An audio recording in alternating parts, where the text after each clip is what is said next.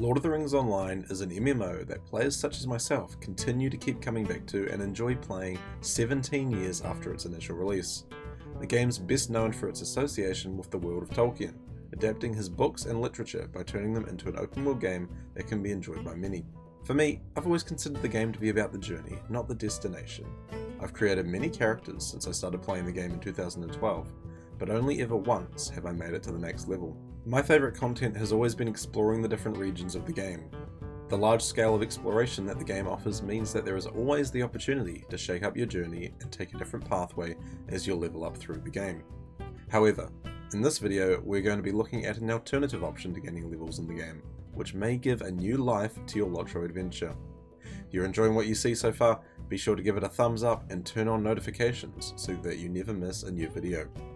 Now, the alternative method that I'm going to be talking to you about in this video is missions. These were introduced back in 2020 with update number 28, War of the Three Peaks. Missions are classified as small instances which players that are level 20 and above are able to take part in. These missions will scale to your character's level and can be completed solo or in a duo. As of this video, LOTRO has 9 mission clusters that are available and 1 seasonal mission cluster, which is available during the Tale of the Shipwrecked Mariners event.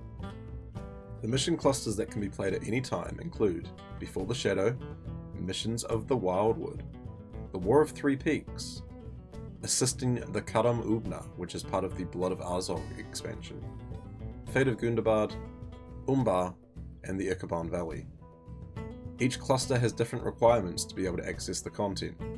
This means that certain missions may require you to either have VIP, own the quest pack, or you may need to own the associated expansion.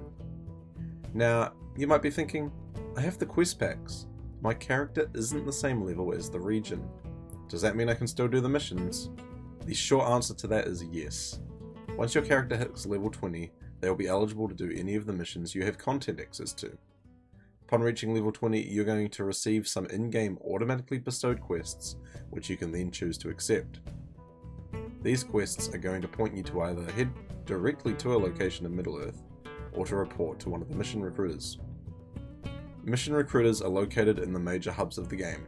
These include places such as Breetown, Thorin's Hall, Rivendell, the 21st Hall, Galtrev, and many other places. As of update 42, the Mission Recruiter Travel Network has been expanded. Now it makes it possible to travel to the different mission hubs. This has made it easier for players to access some of the harder to reach missions, such as Before the Shadow, and missions that are located in Umbar and the Ikaban Valley. Once you arrive in one of the hubs, look around for a quest giver that has a unique icon. It will be resembling a ring that has a map with an X inside of it.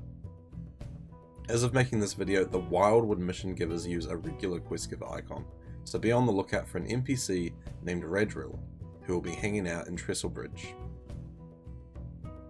When you talk to one of the mission NPCs, they are going to give you a range of different missions. The missions that are available to you in some circumstances will be random, based on which day of the week it is. They could also depend on how much you have already aided them, or they could even be reputation locked. When you are working on missions, your character will also be given the opportunity to complete additional Rapper quests.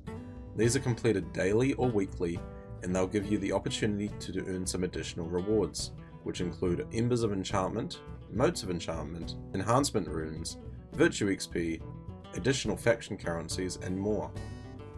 Make sure you remember to pick them up from NPCs or from the auto bestowal icon. Once you are all set and ready to go, select your desired mission. You will then need to interact with the NPC again to bring up the travel option. Once you're on the screen, you are going to see something in the top right corner that is called a twist. Twists are a special effect or a condition you as a player will need to overcome to complete the mission. In some circumstances, you might be lucky enough to have no twist. To find out additional information about what each twist does, I'll post a link in the description which takes you to a wiki page. Once you have selected the Travel Now option, you are going to be placed inside the mission. Be wary though, when you first enter a mission, sometimes it may take a moment for enemies to properly load in. Follow along with the quest objective until you reach the end of your mission. Once you reach the end, you're going to see some text that pops up on your screen notifying you that the mission has been completed. In most circumstances, this is going to be followed with a line of text that's redirecting you to try and find a scout who's going to escort you back to the mission hub. If you are lucky, the scout's going to appear close to where you finished the mission. In other situations, however, you might need to travel all the way back to the start. It's very important that you travel to the scout's location.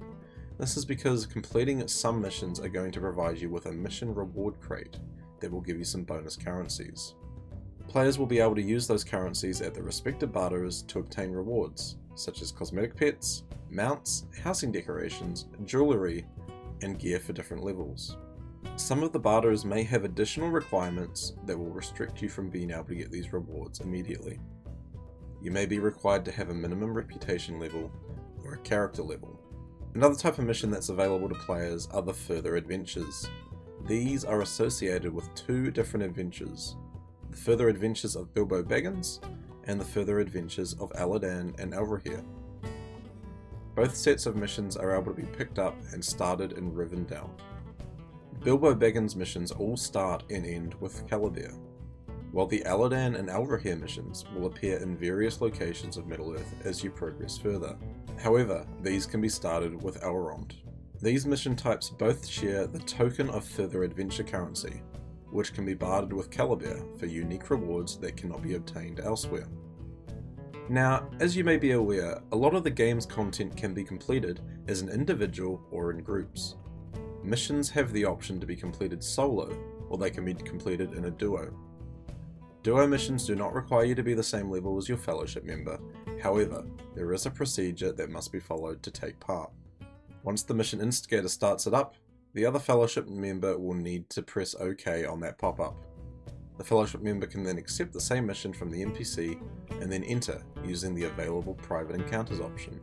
Completing the objectives are the same as doing a solo run, however, the guest should probably leave first at the end, otherwise they will be left behind and need to use the leave instance option. Also be aware that the enemies in the mission are going to be the same level as the fellowship leader. If you are playing on a character that is max level, whether it be on a classic or on a legendary server, you might be eligible to complete delvings alongside your missions.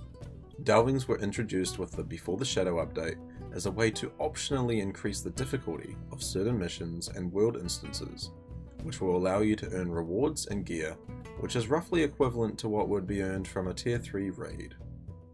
Certain missions can be completed as delvings if you wish to give yourself an extra challenge. You will be rewarded with a tiered delving chest and delving writs. So all in all, missions have a lot going for them.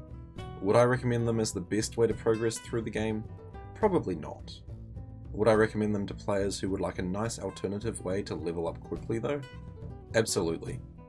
Missions overall are an efficient way to gain levels on a character.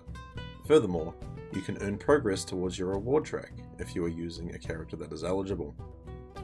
This is something that I found myself doing in the previous reward track, Season 11, as I missed out on earning a large portion of the track organically since I had been overseas. Now, if you are a veteran mission player, please let me know your thoughts down in the comments, or if you are trying missions out for the very first time, let us know how you went. Thank you again for watching this video, and I'll see you in the next one.